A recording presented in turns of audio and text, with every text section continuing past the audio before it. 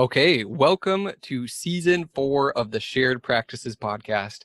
This season, we're getting into a whole new topic. We have graduated from pre-ownership topics of should I own a dental practice in season 1, season 2, how to acquire a dental practice effectively, season 3, startups. Now we're assuming that we are well on our way. We've bought a practice, or at least we're almost there. We're definitely practicing dentistry. And we're going to improve some of the core skills of practice ownership. And that is, for this season, case acceptance. Case acceptance, financial options. George, this is a topic I'm so excited to learn about, and I feel like there's a lot to be gained here. What are you excited about for this season? I mean, I feel like this might feel like to our listeners that it's coming out of left field. I mean, I know we've talked about it on the show, but Yeah, why are we starting with case acceptance? I yeah. wanna make that abundantly clear because I think I think if you can buy into why we're starting with case acceptance, it'll make this whole season just so much better for you as a listener. Absolutely. Well, let's get into that in a minute. First, it's been a little while that we've not had like an in-depth update from George and his practice and your life. So let's figure out where you are and how the practice has been. Yeah, no, things have been going really, really well. I mean, I definitely. So, when was the last time on the show? I mean, I had the first episode. I was extremely overwhelmed. Yeah. And then We had another one about a month out from that. So when did you? So this is October 3rd is when we're recording this. When did you yeah, close on the practice? August 1st. So it's been 2 months now. Yeah, That's crazy. Does it feel a lot longer to you than 2 months? yeah, for sure. I mean, I was talking to my hygienist the other day, and it was like 3 months after we had started because there was like a month and a half we were associates right there, Yeah, yeah, which now feels like a distant memory. yeah, And I was like, "Can you believe I've only been here for 3 months?" She goes, "It feels like you guys have been here for years," and it really has. I mean, it feels like it doesn't feel new, I yeah. guess, to anybody on my team. That's nuts. That's like I can see how, well, especially with like the intensity of emotion around the like roller coaster of being there, getting prepared to close, closing, changing things, being the practice owners, that like intensity, plus like all of the extra. I mean, you've done a lot of your due diligence. Was there a lot of time you feel like that went into the actual closing process, or had that already kind of occurred before you guys were actually practicing there? Now, I think by the time you get all your contracts signed, closing is more of a going through the motions of all those things that you have to be prepared very shortly before closing. Okay. And it's not like we had any closing stories or anything that was like funny to share. Well, and your transition was pretty smooth because you guys were already there and they were staying on. So it's not like the practice changed night and day from one day to the next. Yeah, and to be totally transparent, so with we had two sellers, husband and Yeah. wife. Yeah. Husband retired clinically before the closing. When we started as associates, he retired, and then his wife is now our associate. So in terms of the mechanics of the practice, nothing really changed on August 1st. That's awesome. So what has changed in the last 2 months? So now where are we? What have you implemented? And what feels different?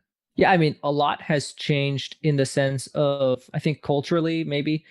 First thing we did really was in hygiene.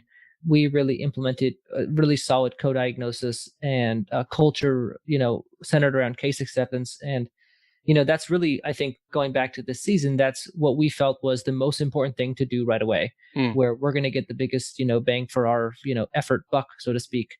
And, I think that's really happened, in terms of the total amount we're diagnosing as a practice, the total amount we're converting as a practice.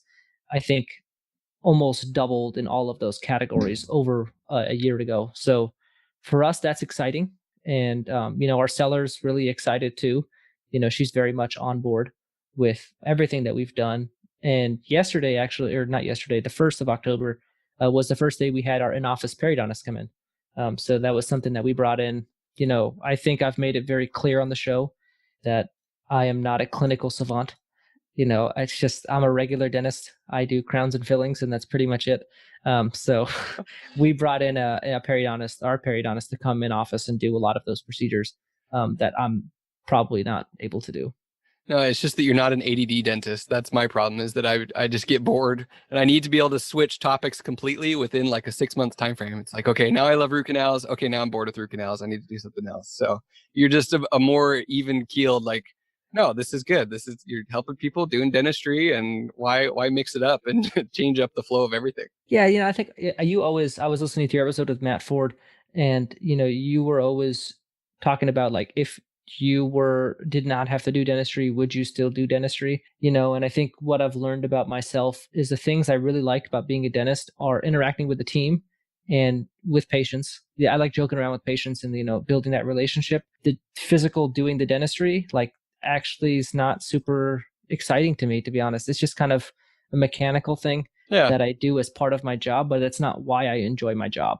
Well, and it's like if someone is a roofer or a plumber, it's, there can be parts of the job that are fulfilling and there's parts of the job that are just the job. So it's like, I think that people can get caught into this, like every moment of every day should be this fulfilling, rewarding experience, when in reality, like some parts of your job are just work. Like you got to show up and work no matter what you do.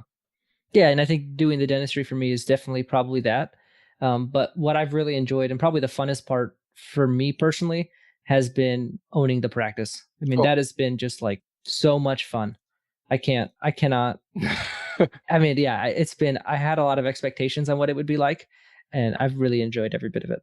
That's cool. You were showing us. So we've got a team of 3 student interns who are dental students who are helping out with the show.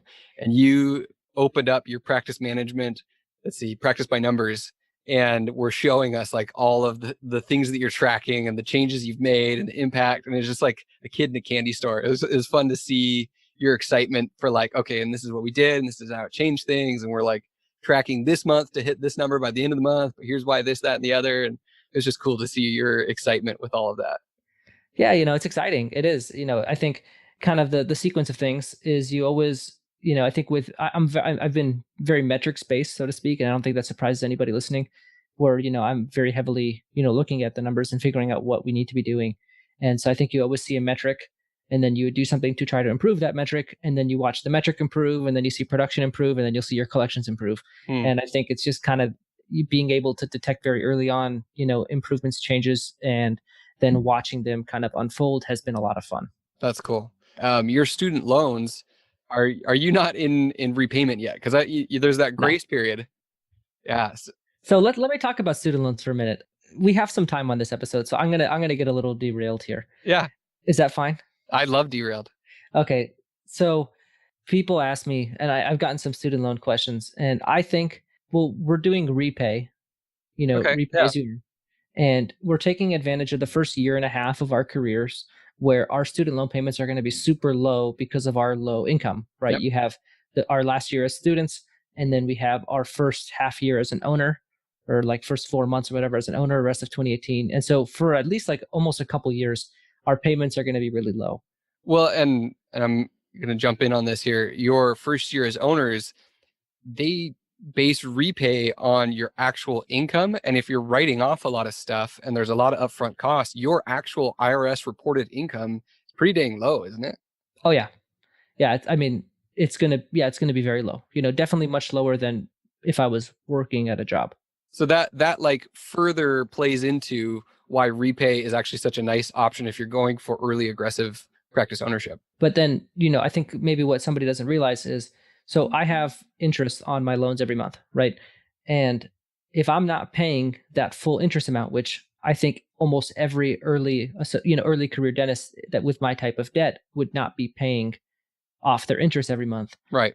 Normally, your principal will get much bigger really fast. With repay, half of your unpaid interest is forgiven every month.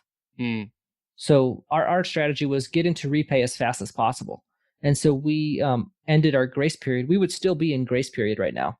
And I still have a couple loans in grace period, but for the majority of my loans, they're all out of grace period. And I started repay as fast as possible because my payments are $0. And so for me, grace period, I'm not getting any interest forgiven. But with my repay, interesting, I'm getting interest forgiven for as long as possible.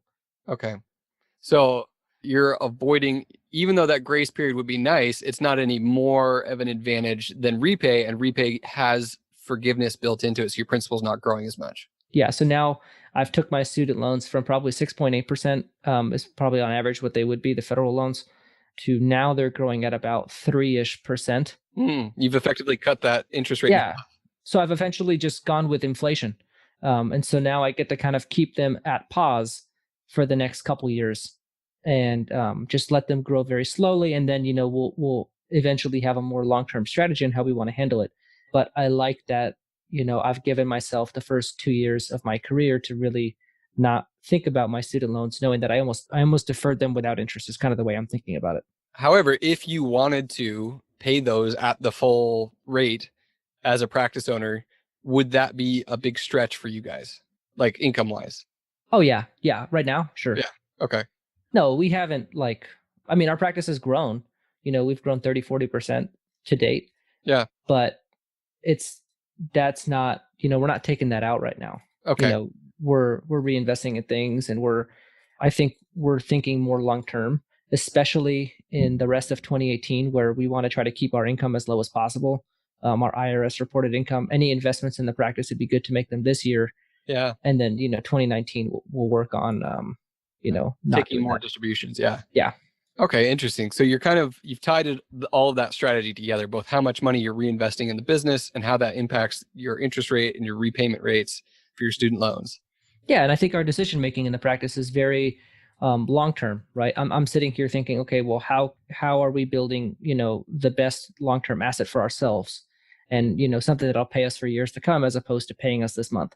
And I think being fresh out of school and having a student like expenses makes it very easy to make sacrifices and spend probably money that you wouldn't spend on certain things, because that you're not like, my living expenses are not out of whack yet.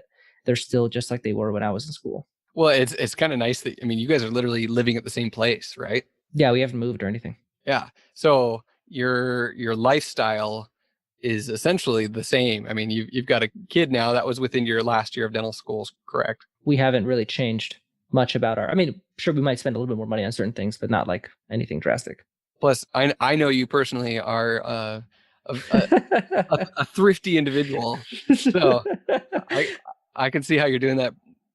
Continuing that forward. I think that's a great skill, and I think that's a great muscle that a lot of people don't develop, is the ability to say no and be thrifty. Yeah, I remember we were on the phone one time, and you were like, "Have you always been cheap?"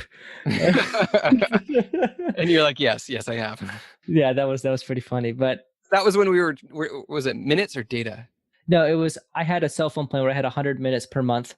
And so I would always try to call you on like all these like different ways. On your wife's phone. Yeah, or like my minutes. I was like, George, get a freaking phone. Like, we're just trying to coordinate our business here, and I can't even call you at the same number. No, so yeah, I've since gotten unlimited minutes, but yeah, that was proud of you. That was funny. Yeah. One real point. So there's a lot of cheap people out there, I'd imagine, like myself, and listening to this free podcast. Sure. I think it's important to draw the line, right? Like, I'm cheap in my personal life, but in the office, I'm not really. Like, I think the way you spend money has to be completely different. Like, I've invested a fair amount of money into some marketing things that I'm just experimenting with that are definitely not cheap. And it's just like, being able to, I think differently and kind of wear two different thinking caps in terms of money, both in your business and in your life. And I learned that from my dad as well. I remember him saying, my parents are very thrifty. I just saw a picture of them. They're in like Bulgaria with my uncle and aunt, who are living over there for a few years doing a mission trip. And there's a picture of all of them with their shoes sticking in the circle, like because it's my dad and all of his siblings. And there's like one kind of tacky shoe. I was like, I bet that's my dad's. Sure enough, it was. They've always been fairly frugal and fairly, good at saving money. But he told me from his business, he's like, owning a business, you have to be willing to spend $5,000 or $10,000 trying things that you don't know if they're going to work or not, that are going to grow your business. Yeah. And those are just kind of the decisions you have to be comfortable making that kind of call and saying, you know what, we're going to try this form of marketing. We're going to try this. It's an educated decision, but this might not yield the results that I'm looking for. And I can't let that cripple me in my decision making. Yeah. And I think what's been easier for us is the fact that our personal expenses are not, like super high or anything, to the point where it would be difficult for us to have to, not take home a certain amount of money. Sure. No, that's awesome. Well, it sounds like you guys have not only gotten the right practice, but also designed your personal life and your repayment to give yourself the most freedom to grow this long-term asset. So you've set yourself up from both sides, both the personal side and the debt side and the practice ownership side, so that you're comfortable in growing and being a practice owner, which is awesome that you've done that. Yeah, and I think, on one more note, like the practice right now, I think our expenses, our overhead is not super high, but it could definitely be less.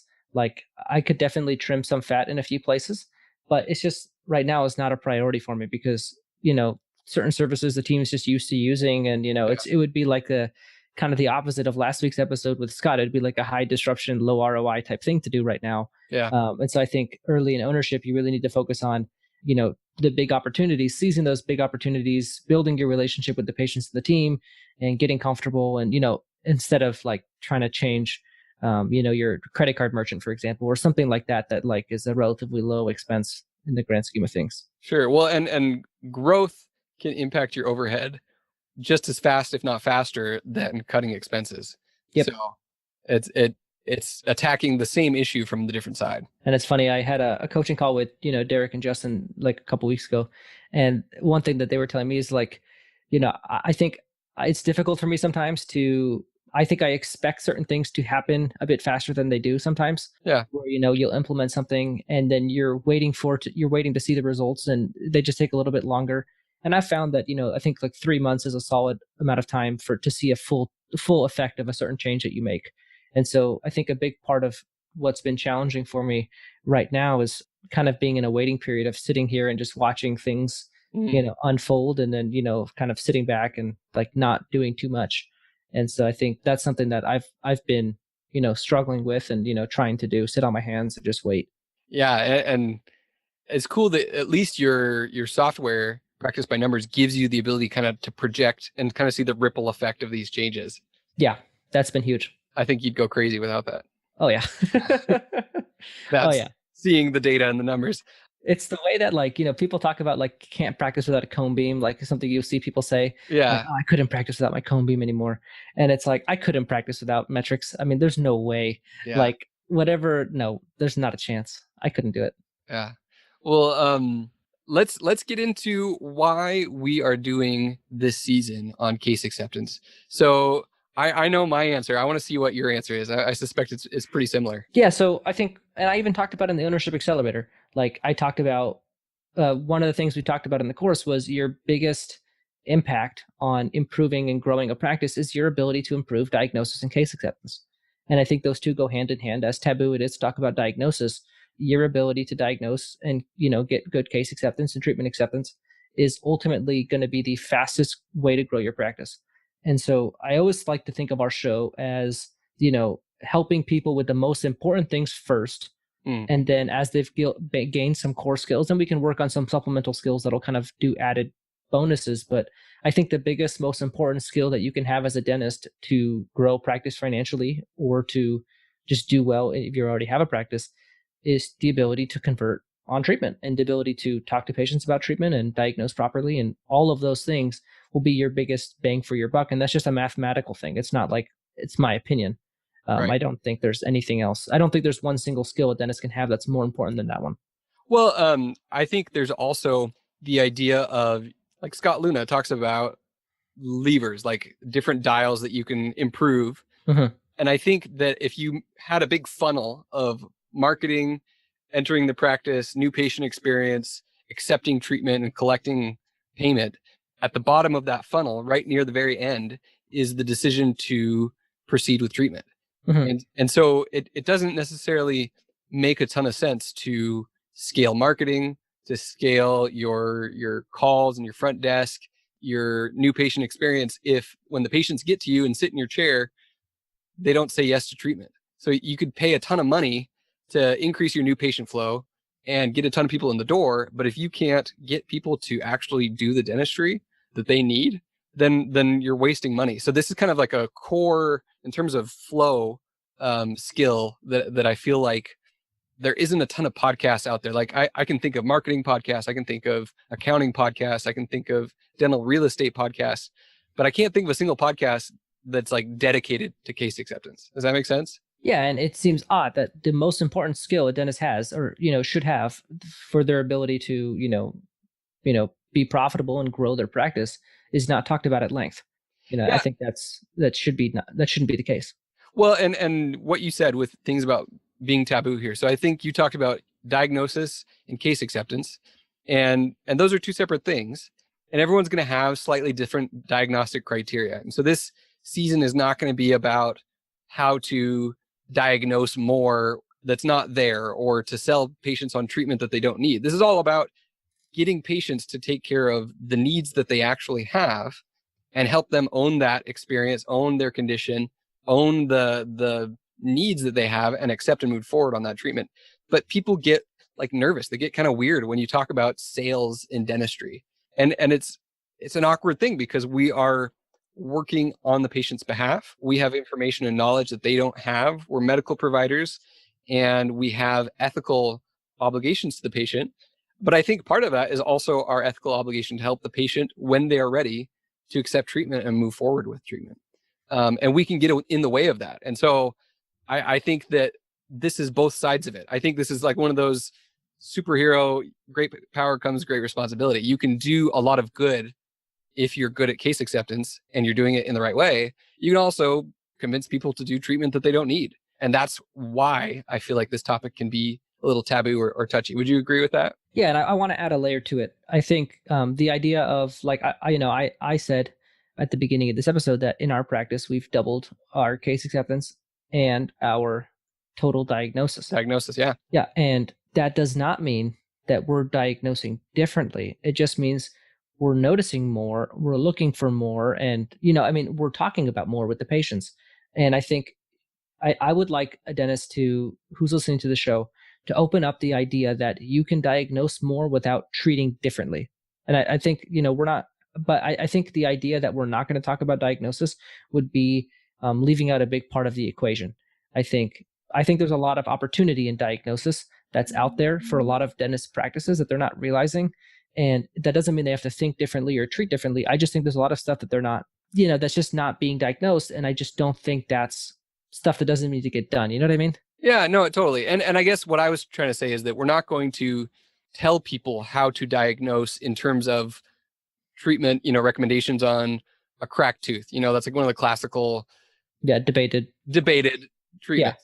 Yeah. And so we're not going to tell you one way or another how your clinical practice should be. But whatever your philosophy of diagnosis is, you can implement your own philosophy better. So you can more consistently and more effectively diagnose the things that you believe in and the things that you would treat. And so I think you're absolutely right in that there are skills of diagnosis that we'll absolutely hit and talk about, but that doesn't mean we're saying you should diagnose this way or the way to increase case acceptance is to diagnose things that don't need diagnosed. Exactly. And do you mind if I kind of elaborate on this point using an example? Yeah, go for it. So my section of, one thing I'm huge on is co-diagnosis with my hygienists. And so in our practice, our hygienists know, what we diagnose in certain situations, and it's their job to highlight that, take an intraoral photo of it, talk to the patient about it. So that by the time we walk in to do our exam, treatment plan is more or less patient's already aware of all their issues, and we're just coming in to verify that there's nothing that the hygienist missed and, to talk about treatment. So the example that, I like to use is like recurrent decay under a composite, for example. You see it, it's not on an x-ray, kind of difficult to talk to the patient about. And if you see it like early on or like an open margin or something that you would feel needs to be replaced, but it's not a very easy conversation to have with a patient. If you're in the rush and if you're in the middle of a difficult procedure and you're just like, okay, I'm going to make this exam real quick. You're going to go and you're going to do your exam, you're going to leave. Chances are you're not going to talk to that patient about that thing because you're going to think they'll be here in 6 months and I could just talk to them about it then. It's not a big deal. And I find that those are the big opportunities in diagnosis. Yeah. The things that you are not talking to the patient about that are an issue, for whatever reason, the conversation is not happening. So when I say that there's an opportunity to go to diagnosis, that's really what I mean. It's like that case. You're going to treatment plan something on that case versus not. Or sometimes maybe someone makes the assumption that this patient probably couldn't afford to do X, Y, or Z. And you've made an assumption, whether it's true or not, that this patient wouldn't take care of this issue, where it's actually your professional obligation to reveal to the patient any conditions that you find. So you should be telling them everything. The key is doing it in a way that's not going to shut them down and turn them off. If you're like, there's a way to do it where the acceptance is going to be higher, but at the same time, you're not going to push away the people who aren't ready to take care of those things that maybe aren't as pressing or aren't painful or aren't X, Y, or Z. Exactly. Yeah, and I think just I think there's a lot of opportunities for everyone out there in this huge category, and I think that's why I'm so excited about this season.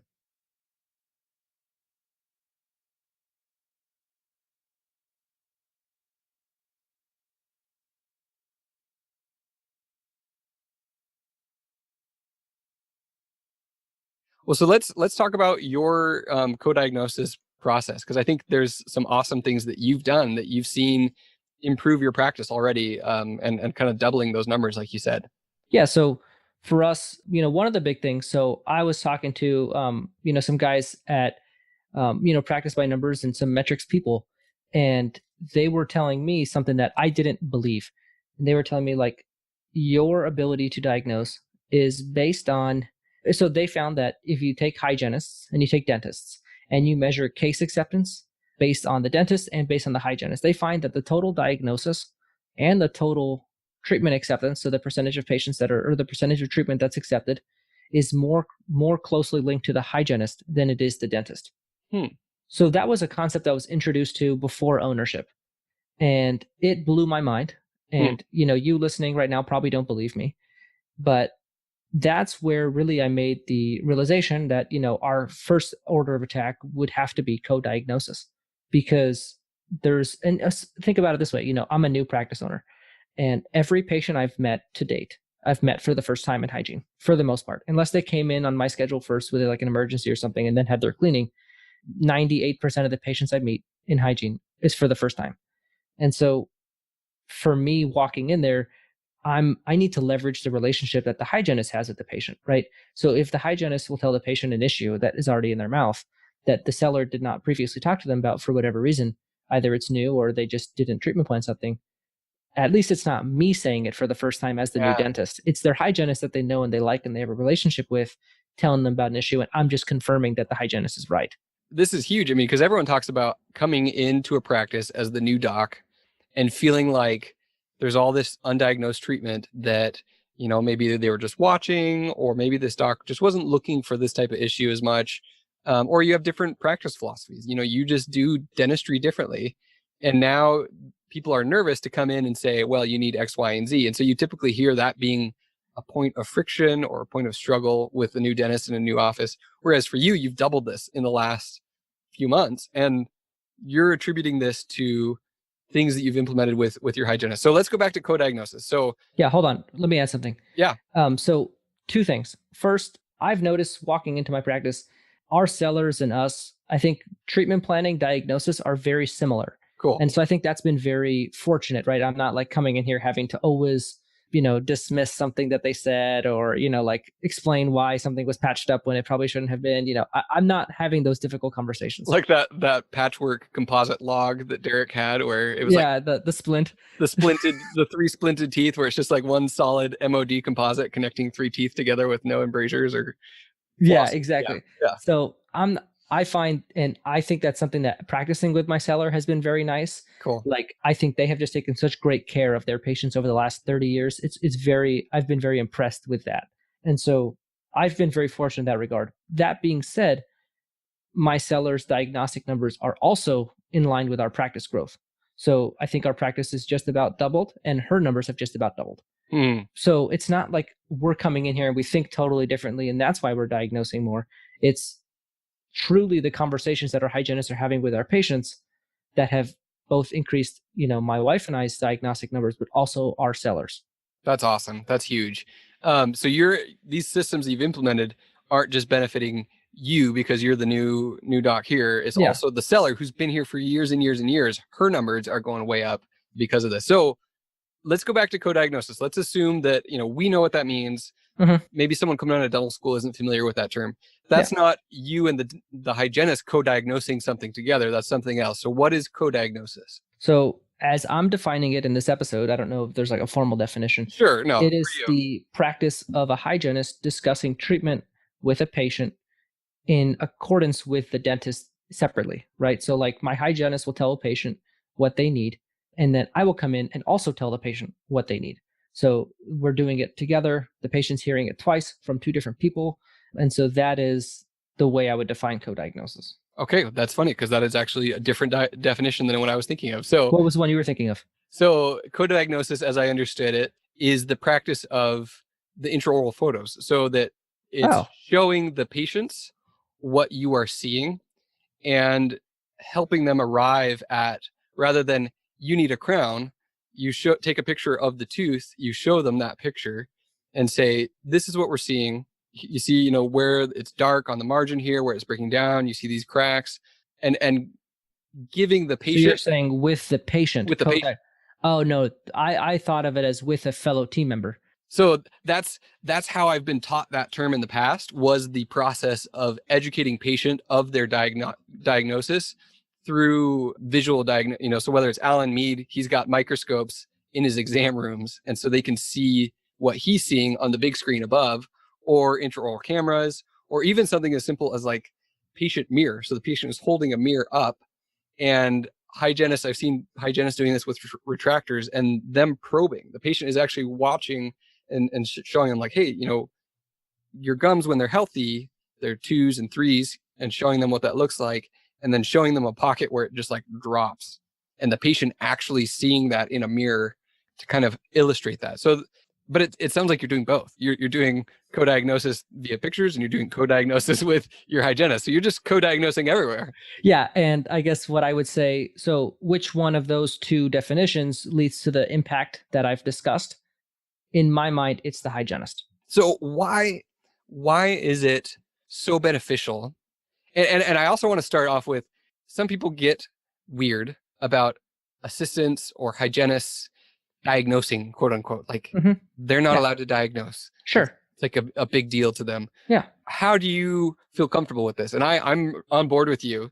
Just explain to someone if they're like kind of freaking out about that. They're like, oh no, Yeah. hygienists can't diagnose. What do you think about that?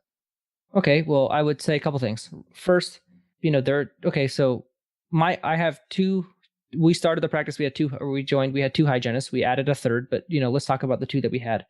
One of them she's in her 30s. She's experienced, but she hasn't been doing it that long. Sure. Was trained recently. Our other hygienist, she's our seller's age, and so she's been a hygienist for about 30 years now. And so for her, this idea was super uncomfortable. She's like very old school, traditional hygienist, does not say anything about patients' treatment needs. She would always tell me what they needed, but she would never communicate that with the patient. That wasn't her job, quote unquote, No, in her mind. super uncomfortable for her to start doing this. And it was a big, it was for me to, for her to for it to click on the importance of it and really buy into that practice. It took a while, but, once we got it, we got it. But I think it kind of is an old school mentality of, the dentist is the only person that can talk about treatment with the patient. And, I think that's great. But the reality is we treat very similar looking things all day. I mean, 80% of what we do is pretty much the exact same. And I think to think that your team would not know what you would do in a certain situation either means you're super inconsistent or you have not discussed with them treatment at all. It's either one or the other. Well, and the other part of it is that it's not like the hygienist is going to diagnose, treatment plan, and treat anything without you actually also doing the diagnosis and treatment. So it's not like they're rogue dentists who are off treating. They are just telling the patient what they see. No, I mean, this is the extent of the conversation with the patient. So the hygienist sees something that I would treatment plan as a crown. We've already discussed in depth that situation, what I would do. So for her, so if my hygienist felt confident that I would treatment plan a crown, she would tell the patient, looks like you have whatever issue it is. This is the issue. She would take a photo and talk to the patient about it. And then she would say, most likely, Dr. George would treatment plan a crown here. And that's what would be your expected treatment. So it's most likely you could expect to hear this from the doctor. That's the conversation. And, they take a photo and they talk about it with the patient. So now the patient's thinking, okay, I have this issue and most likely it's going to be this solution. Right. So when I walk in, I'm not saying if I don't do that, it's fine. It's my call. But the patient is prepared for what I'm about to say. And they've heard it from somebody that they've trusted over the past 20 years or whatever. And so when I come in and say it, there's no like surprise, they need a crown, or there's no, it's what they expected. Well, and I love how you phrase that in that your hygienist is saying, this is what I see. This is most likely what's going to be recommended. And knowing that that could change. So it's not like they've set this in stone, like, oh, 100%, this is what you have and this is what you need. Yeah. But they've set them up with that expectation, that understanding. They've got their mind going. They've shown them the picture, the co-diagnosis that occurred that way. And at that point, you said that you like them to be a tad more pessimistic, or not aggressive, but just like you'd like them to diagnose anything that could be diagnosed, and then you could scale back. So why do you like that? Okay, so two things, right? Let's do the crown filling example. So let's just say my hygienist told the patient they need a crown, and I walk in and I think, oh man, this needs a filling. I'll tell the patient, it could possibly need a crown here, but I'm going to see if we can get away with a filling, just doing a filling on the tooth. That the patient will be very receptive to that. It's one appointment, it's cheaper, less invasive. If I feel like it'll solve the problem, they're usually going to feel pretty good about that solution. What if it's the other way around? And my hygienist tells the patient, this will probably need a filling. I'm like, no. The filling's not going to leave enough tooth structure remaining. I think we're going to need to do a full coverage crown. Patient's like, okay, that's now 2 appointments. That's now 5 times more expensive out of my pocket. Yeah. That's now, a much more invasive procedure, or so perceived, whatever. Okay, how is that going to go as me being the new owner? Yeah. So, I think it's just a matter of what's going to be the best for the patient on their ability to accept whatever a recommended treatment is. Most likely it's my hygienist being a little bit more aggressive than me. I love that. I think that's brilliant in the fact that you've set them up for like the worst case scenario. And then if you can back off of that, then you're kind of the hero, like you're helping them out. Yeah. And so my hygienist always gets mad at me though, because whenever I'll back down, because she'll be like, you made me tell the patient this, and then and she gets upset. I'm like, no, but you did your job. Like, it's good cop, bad cop. You're bad cop. Yeah. I'm good cop. No, but and I think it's very important to have buy-in from them. Yeah. On a lot of different levels. The buy-in of how important is a hygienist for treatment to be converted, right? So let's go back to the doubling the total diagnosis thing. I mean, maybe that's a drastic example. Maybe it's an unrealistic expectation that you're going to double, but you're definitely going to increase your total diagnosis, because the hygienist is spending an hour with that patient, looking at every nook and cranny of their mouth, and they're bringing forward every single concern they find and talking to the patient about it. So if you see something and you're like, what if I walk into an exam and I get the perception from the patient, or, a dentist gets a perception from the patient that they're not going to be happy about whatever recommendation, they're less likely to do it, whether we like it or not. That's the reality of most of us out there. But when my hygienist has already told them that they need it, it makes me recommending it just a lot easier, because the patient has pretty much already been aware of the issue and they already know what I'm most likely going to recommend. No, absolutely. And that time issue is a real thing. I mean, I just came from residency where we were doing comprehensive treatment for all of our patients, and our exam appointments would be like an hour where we're taking photos, we're doing full mouth, series of x-rays, we're doing this long, in-depth intake sheet and like asking and checking all these things. And I get to this dental clinic here at Fort Sill, and we're literally only allowed to treat these guys. They're like basic trainees. We're only allowed to do bombed out teeth. So like huge fillings, teeth with a hole in it, root canals and extractions. And I sit down to do my first exam, and this guy's like a train wreck. And I'm used to having like an hour to like diagnose and put together a treatment plan. And here they're like, 5-minute exams, because you're just looking like, if you can see a hole in the tooth, then we treat it at this clinic. Everything else, they're going to get treated at their next clinic. And so like, I am literally purposefully missing all of the little things that could be done, but are not necessary to get them deployment ready. And so I had to like recalibrate my exam timing and what I was looking for.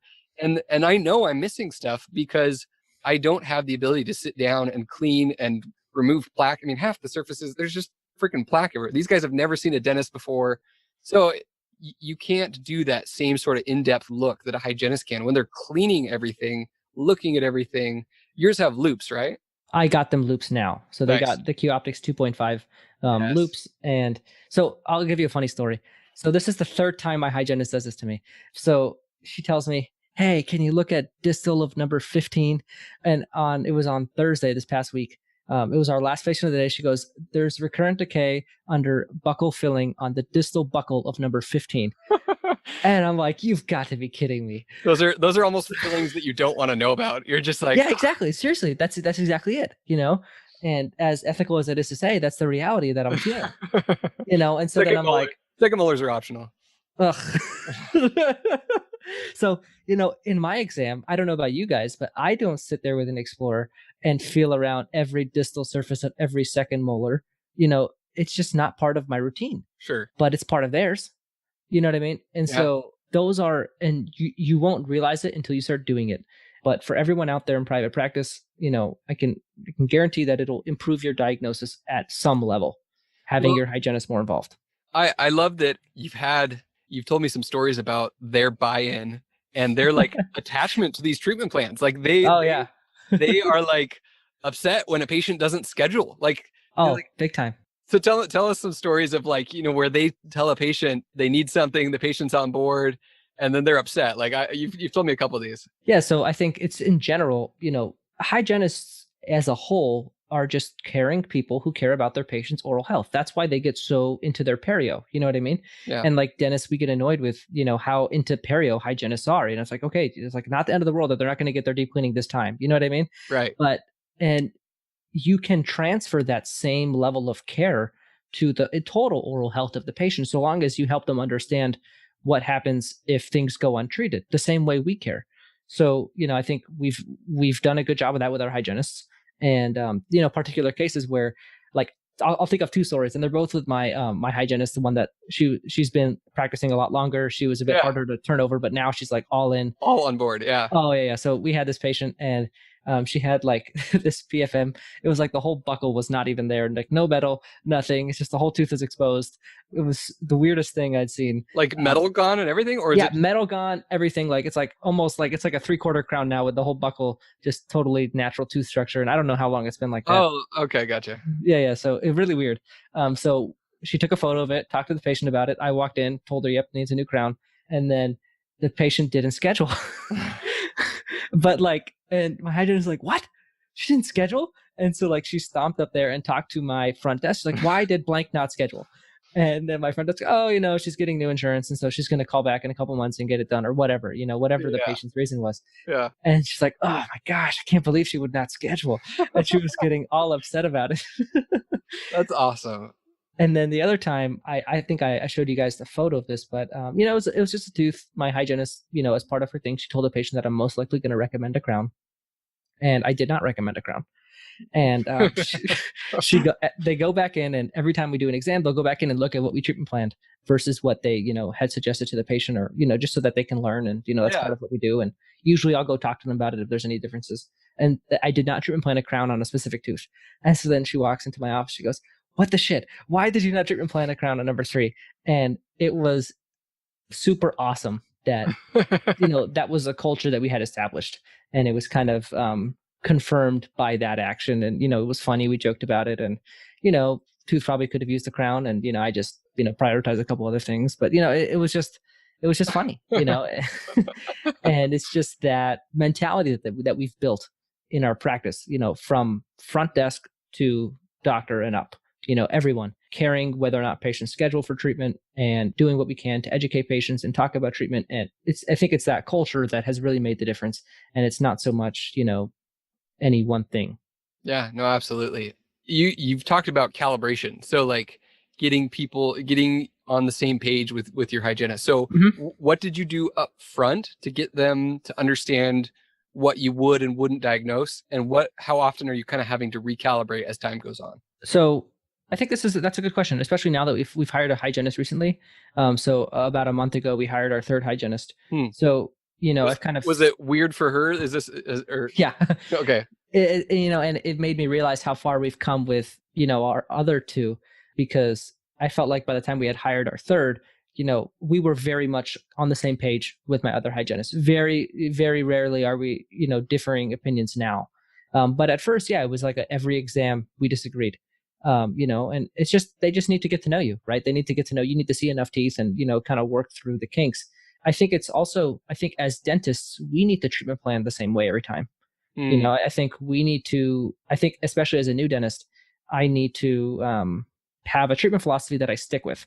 You know, how do I treat these things? And that's how I treat them.